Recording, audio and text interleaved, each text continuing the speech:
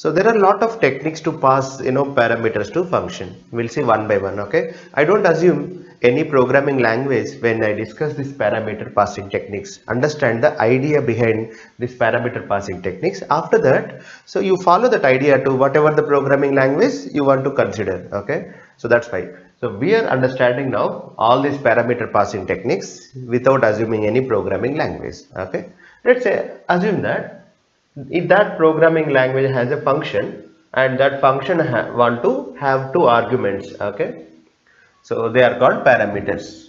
So that is what my initial assumption. Let's say one function want to communicate with other part of the program through two parameters. Maybe it want to do multiplication. Okay, so for that you need two variables, right? Let's say they are x comma y. So your code, so whatever the code multiplication or anything will be written using this x comma y. So I'm assuming that someone whenever they call us will give value to x and value to y. At this moment while writing the code, I don't know what is x value, what is y value, but I write the code. Okay.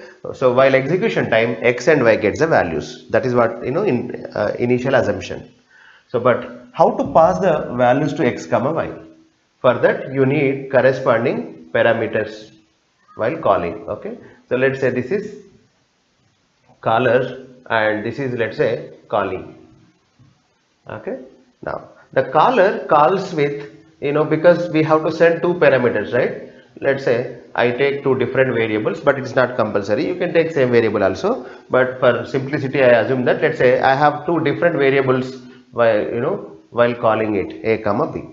So let's focus on this a comma b and x comma y. So a comma b are going to send the values to x comma y, but there are various mechanisms how to send. One is call by value, second one call by reference, call by value result, call by name. We'll see one by one. Before that, this a comma b are called actual parameters. Okay, so that means these are all going to have actual values. Example, this is multiplication program, then a comma b are going to supply parameters for multiplication. So that's why they are actual values or actual parameters. So now this x comma y, just assume that so they are going to get some values and we are writing the logic. That's why x comma y are called formal parameters. Okay. Now the relationship between actual parameters and formal parameters, for every formal parameter there should be a corresponding actual parameter. In this example, so if you pass a value to x, then a will become corresponding value for b x and b will become corresponding value for y. Okay. So this is the story behind any parameter passing technique. So further, every language gives you syntax, don't worry. Okay, somehow we have a syntax for that. Now let's try to understand first parameter passing technique, that is call by value. If it is call by value, what happens? In call by value, so this actual parameters a comma b, their values will be passed to these formal parameters. Let's say this is x comma y. So my assumption is, let's say if a is corresponding to x and b is corresponding to y, then only we send values to the this function.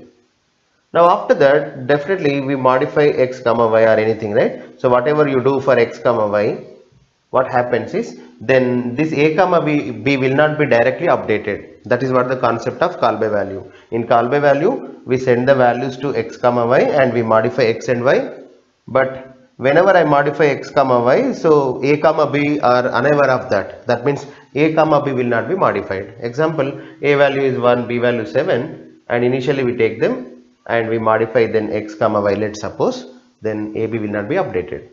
And later on, let's say if your function is over, that means if you complete your function, then the values of a comma b will not be modified unless they are global variables. If they are global variables, because of that reason you can modify them. But because of this argument passing, like I'm talking about only passing the arguments, just because of passing these arguments, so your values will not be modified. That is called call by value scheme. So how to represent this call by value scheme pictorially is like this. Simple a, b, x, comma y. It's only one directional. So we are passing only value to x and value to y. But whatever happens here, that is not aware for a comma b. Okay. Now we'll see one example of call by value implementation. Okay, so see this program. So void main and void swap, two functions. Okay, so I'm assuming call by value scheme, and let's say this is not C programming language, some any programming language, doesn't matter for us. What if this programming language implements call by value? So here this is the method which is using parameters, right? So this is the caller, right? This is callee. So here that caller is calling with the values a comma b, then x and y are taking that values, right? This is a signature for parameter passing. See, swap a comma b, this is call, and here swap x comma y is going to take that a comma b.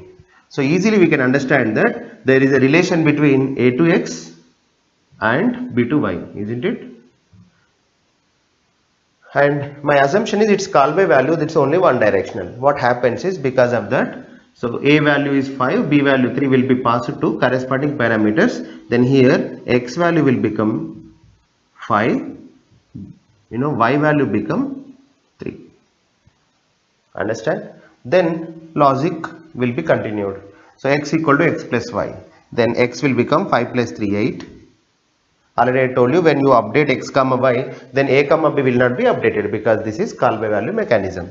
Second, y equal to x minus y, then this y will become x minus y, x is 8, 8 minus 3, 5, okay, yes. Then x equal to x minus y, x is 8, 8 minus 5, 3. See, x and y values got swapped, isn't it? Now x value is 3, y value 5, but program is over, right? That means function is done. Then control goes here and we print a comma b, then this mechanism does not pass the values back, that's why answer is a value 5, b value 3. So this is the output because of call by value. It's so simple. One important property you remember in call by value scheme, for every actual parameter there will be corresponding formal parameter. Second thing, we maintain separate copies, and we know that these copies will be discarded once function is over. Okay, we don't give the modified results back to the corresponding actual parameters. Okay,